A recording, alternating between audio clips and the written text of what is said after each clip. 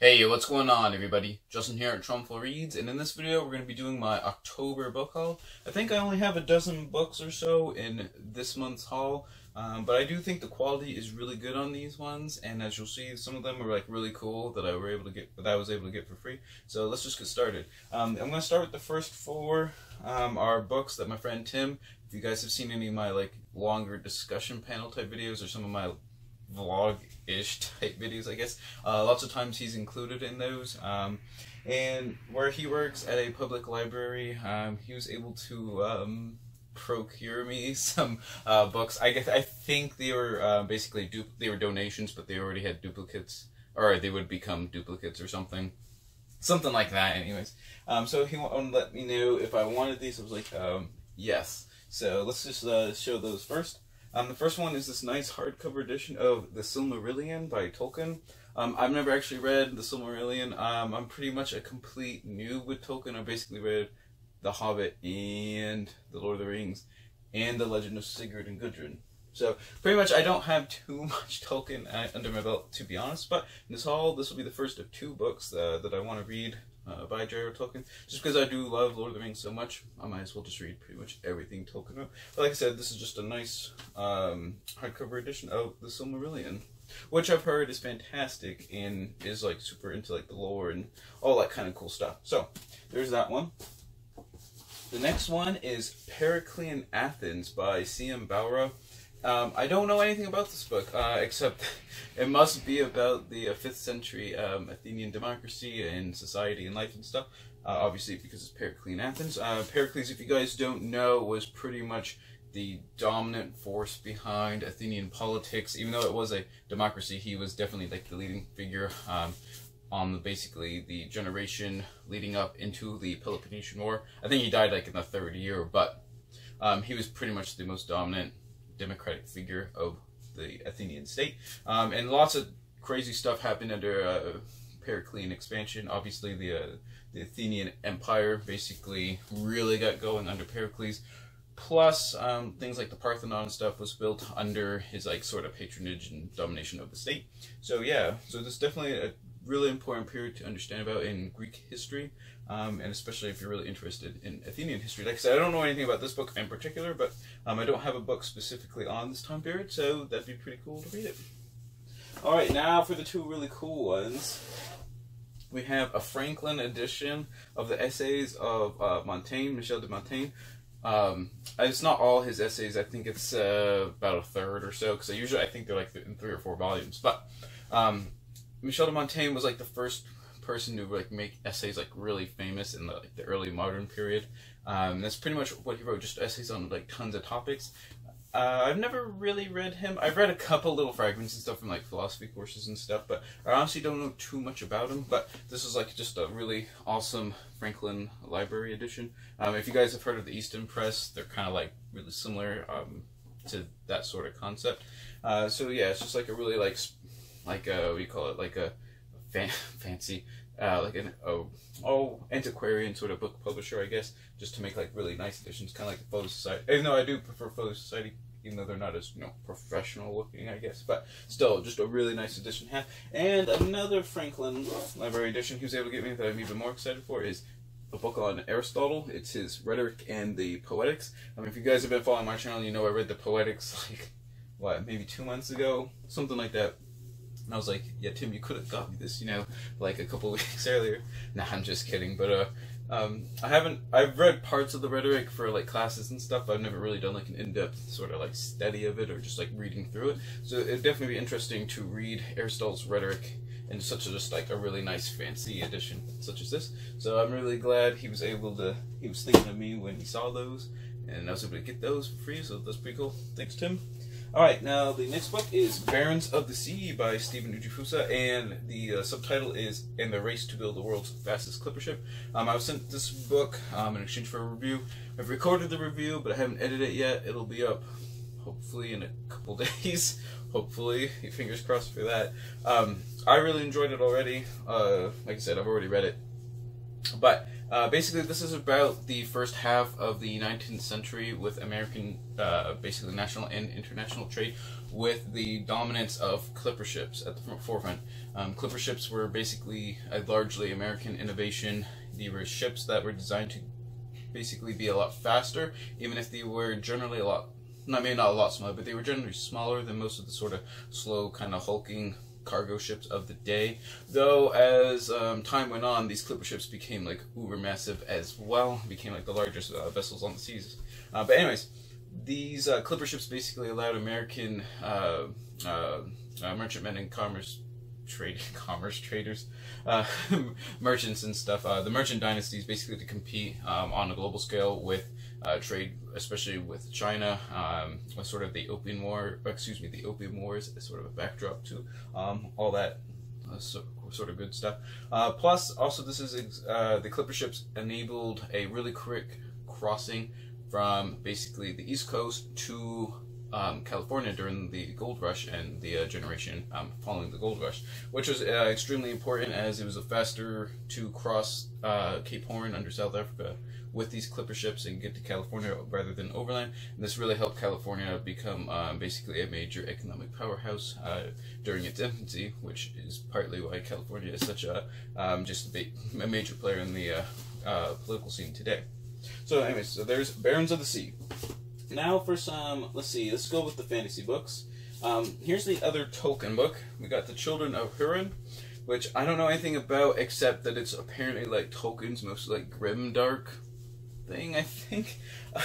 From what I understand, it's very like just really dark and depressing or something like that, I think. Like I said, I don't know anything about it, but I want to start reading pretty much everything Tolkien just to get all that stuff under my belt, just because I love Lord of the Rings so much. So like I said, don't know too much about it, but I was really excited to pick it up and see what Tolkien, grimdark Tolkien, that might be kind of interesting. Alright, for another one, I have The Price of Valor, which is book 3 of the Shadow Campaigns by Django Wexler. I've already read, The 1,000 Names and The Shadow Throne. I really enjoyed The 1,000 Names. I thought The Shadow Throne was a little bit of a sophomore slump for the series. However, the ending did set up this book, hopefully, to be really exciting and fast-paced, I believe, with more sort of skirmishing and conflict going on. So I think that'll be really cool. I just really enjoy this series. It's got a really pretty interesting concept where there's not much magic per se, but it's more like demon possession or something kind of like along those lines. It's almost the major magical aspect of the book. But like I said, it's like Napoleonic sort of with the age and technology and stuff, so it's really cool. I really like Flintlock Fantasy, so I'm excited to continue on with book 3 out of 5 of the Shadow Campaigns. And for our last fantasy book, the one I'm most excited for is, finally, I got a nice edition of Scott Lynch. This hardcover edition of The Republic of Thieves by Scott Lynch. This is the 3rd book in the Gentleman Bastard sequence. Liza Locklemore, I think, is probably my favorite. I know I keep pointing, I don't really know how much you can actually see over here, but Liza Locklemore is my favorite fantasy book of the year so far.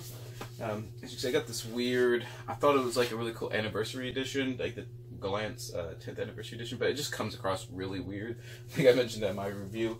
And then when I bought Red Seas Under Red Skies, it said it was hardcover, but I ended up getting like a mass market paperback, so it just like, I was striking out with Scott Lynch's work. But then I was able to get this really nice hardcover edition finally, and I'm gonna have to probably trade those in or give those away or whatever, and pick up some hardcover editions of those, just because it's, like I said, it's my favorite. Liza Locklemore is definitely my favorite fantasy book by itself of the year so far. But I really enjoy the Gentleman Bastards. I just love the relationship between Jean and Locke. I just think they're like sort of like quasi brotherhood is just super awesome. It's just really fun to read about. The characters are just incredible in like each book so far, at least in the first 2 that I've read. The plot's just crazy, innovative, just really fun. Really enjoy this series, and if it keeps up, this will definitely become like my favorite fantasy series of all time. I say of all time, I've only been reading fantasy for a year, but there you have that. Alright, so now let's go on to, let's see, I only had 2 straight-up history books that I bought for myself this month. So let's go with some of the ones that aren't directly, like kind of like sciencey, more or less. We got Bonk by Mary Roach, and the curious coupling of science and sex. If you guys watch my channel, I really enjoyed Packing for Mars, the curious science of life in the void.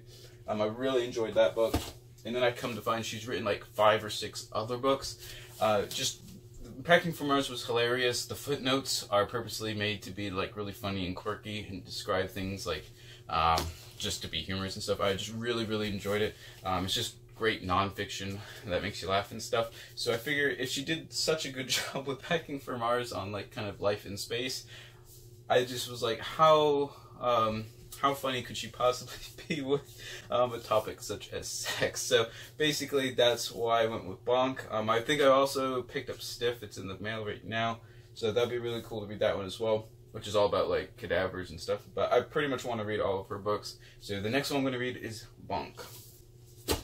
Alright, and for another one, I have a 10-week-old little guy, and I got 30 Million Words Building a Child's Brain by Dana Suskind. And this basically is a book all about the concept of basically reading and talking to your kids before the age of 4, and if they hear 30 million words or something like that, basically they have much better cognitive and intellectual development than children who do not basically hear that many words in their first 4 years of life. So I thought this would be a really cool book, and basically should be encouragement to keep reading to them all the time and stuff. Just sounded really interesting, and I just want to learn more about sort of this topic, so that's why I picked up 30 Million Words. Alright, now for 2 like actual history books. I know I've been like neglecting history. I went with the World War I book first because I haven't read one in quite a while actually, and it is the 100th anniversary of the ending of World War I. This month. But here is the Marne 1914, which is considered kind of almost, it is usually considered as the pivotal battle that sort of led to trench warfare happening in World War I. But anyways, the Battle of the Marne is sort of what is able to stop the German right wing from basically invading Paris. And because of the Miracle on the Marne, which has a really cool history with taxis and stuff, you can kind of see that in the background maybe. Literally, like I said, this is 1914. This is like when automobiles are still kind of iffy and everything, but taxi men drove soldiers literally like 1 or 2 or 3 at a time, like up and down to the front, from Paris to the front. Just a really cool story, and it's known as the Miracle on the Marne. Like I said, this battle sort of, by stopping the German army there, then they go into sort of these like flanking maneuvers and stuff, which leads to trench warfare essentially. So I just thought it'd be really cool to read about the Miracle on the Marne, as I don't know like any details. I mean, I've studied World War I a little bit, but it's more just sort of the rough outline that I know. So I went with the Marne 1914 by Holger Herwig. Alright, and lastly, I got Hannibal Crosses the Alps, the Invasion of Italy in the Punic Wars, and this is by John Priebus. Pretty much I just saw it, and because it was on the Punic Wars, I had to get it. I literally have, let's see, 1, 2, 3, 4, 5, 6, 7, 8, 9. I literally have 9 books on either the Punic Wars or Hannibal or like Scipio or something like kind of really close to the Punic Wars. So pretty much whenever I see one I've never heard about, it's just sort of like an automatic buy for me. It's not very big, so I don't know if it's, I don't think the whole book is over the whole Punic Wars. I think this is literally about basically Hannibal's expedition into Italy, basically his travel from Spain, crossing the Alps and fighting kind of the hostile Gauls in the Alps and into Italy. So I don't think it's about the whole Second Punic War, which is kind of interesting, just to have like a book just on that like specific event. Obviously that's like sort of the most iconic sort of moment from the Punic Wars that most people remember is, you know, Hannibal riding these elephants across mountains and stuff. So definitely a pivotal point in history, just a really cool event in the Punic Wars, and since I just love to read about the Punic Wars, it was just basically an automatic buy. Like, knowing nothing about the book, never heard of it or anything, just bought it. So there you guys have it. Those are all the books that I was able to acquire in the month of October. Tell me what you guys think about any of them. Tell me what your favorite book was that you picked up in October that you're planning on reading quickly, or if you've already read it and what you thought about it. Glad to hear about that. And always remember, whatever you end up reading, read victoriously.